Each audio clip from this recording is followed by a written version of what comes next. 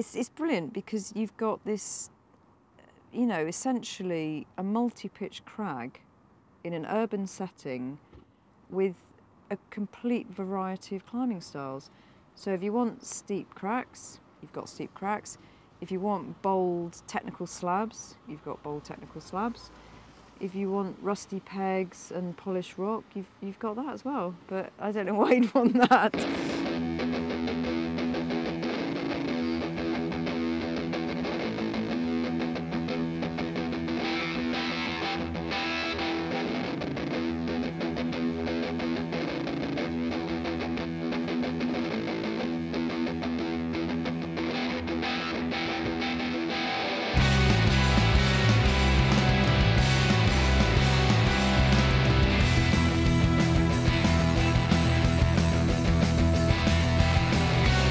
Bristol was where I grew up, well really my teenage years, and didn't start climbing till I was about 17, and actually the first ever rock climb I did was about 200 feet below where I'm sitting at this precise moment, and I was kind of hooked. For some reason I liked it.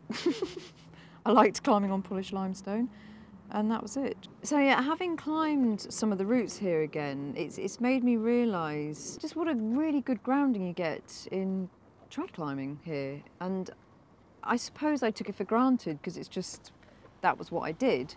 But climbing here again, it's made me realise, you know, that you've got to make sure you've got enough gear, you've got to make sure you've got lots of slings, because I definitely didn't take enough slings today because there's so many threads you could, you know, use on suspension bridge buttress. Just being quite canny with nut placements and stuff like that.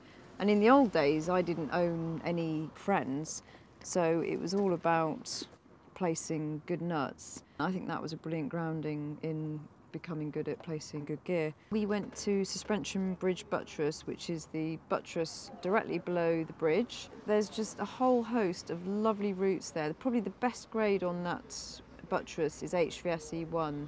There's lots of starred routes. We've done suspension bridge arete there, which is a really nice introduction. It doesn't get as much traffic.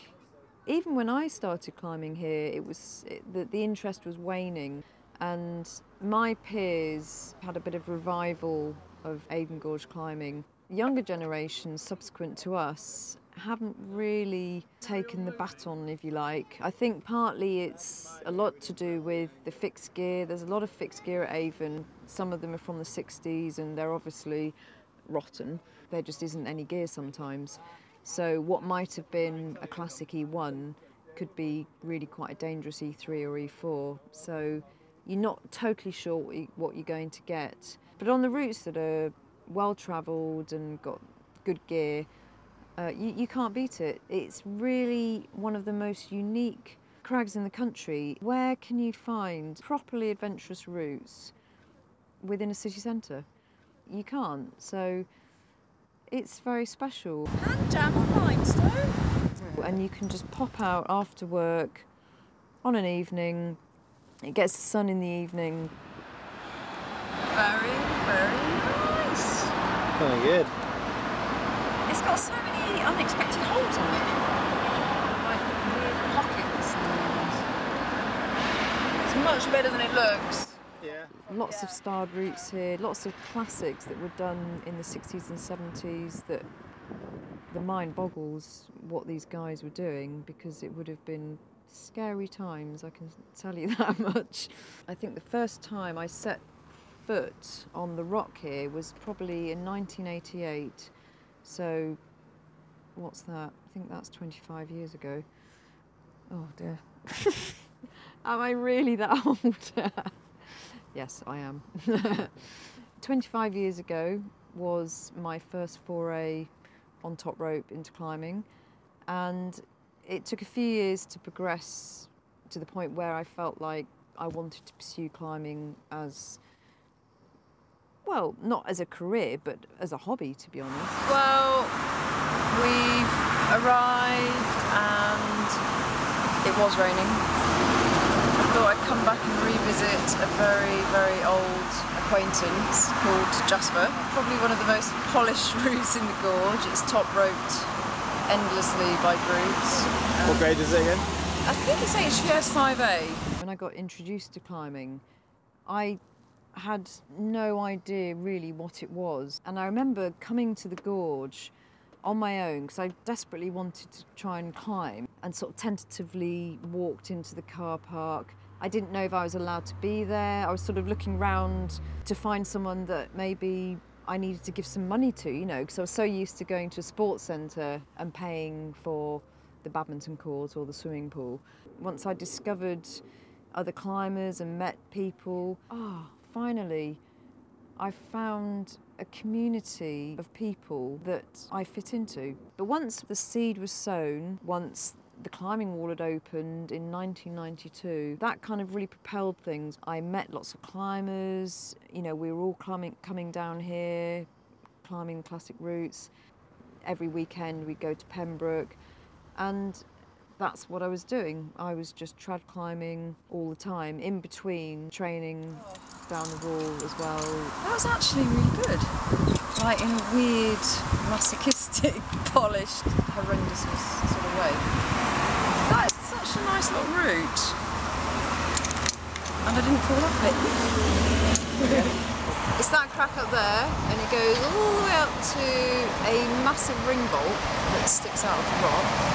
And you can try and sling it, you know, lasso it with a sling. One of the routes I've done today is arms race on the upper wall, which is quite, it's not even that steep, but it felt really steep at the time, a steep crack. And I remember the first time I had a go at arms race, and it's given E45C, so it's very sustained climbing at 5C grade, but loads of good gear if you could hang around and put it in. And the first time I ever tried that route, I was a good climber, but not particularly fit.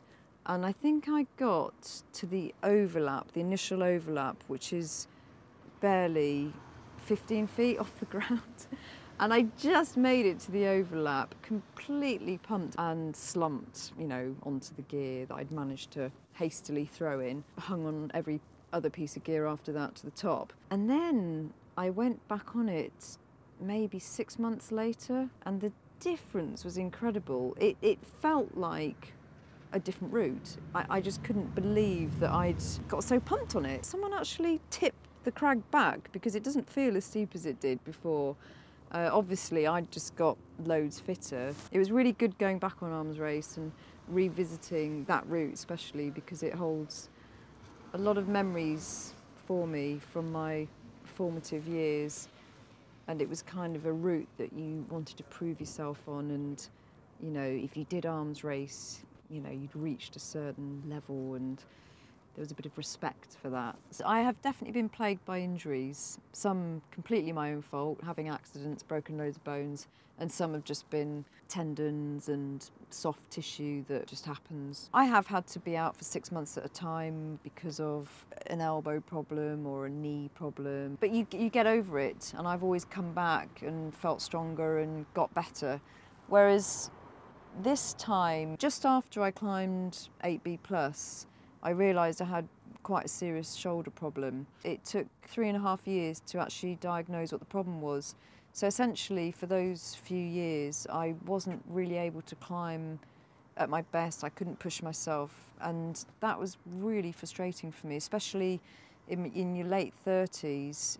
You know time's ticking, and you haven't got long to go in terms of being at your physical peak, and then having an injury that lasted that long was really frustrating. So I thought, right, I'm going to go to physios, I'm going to go to osteopaths, and so I did that. And actually one of the physios did say, right, we're not getting anywhere, I need to refer you to a doctor to get a scan. And then I think Climbing Great Buildings came along.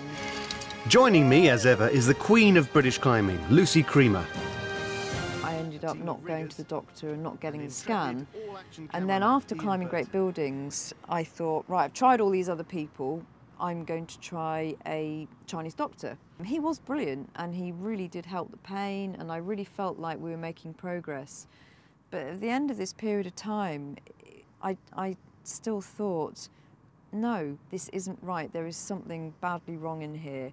And so eventually I got referred to have an MRI scan, which actually happened to be the day after I had the operation on my broken leg. So I was in the hospital anyway, so that all was quite convenient. So a year and a couple of months post-op, and it's feeling okay. Yeah, I would say it's feeling like it was worth doing. If you've got a weird shoulder injury, get it checked out, go to the doctor. Don't do what I did and wait for 3 years and then go to the doctor. Well, my faith has been restored in Avon. It's turning into a really nice day.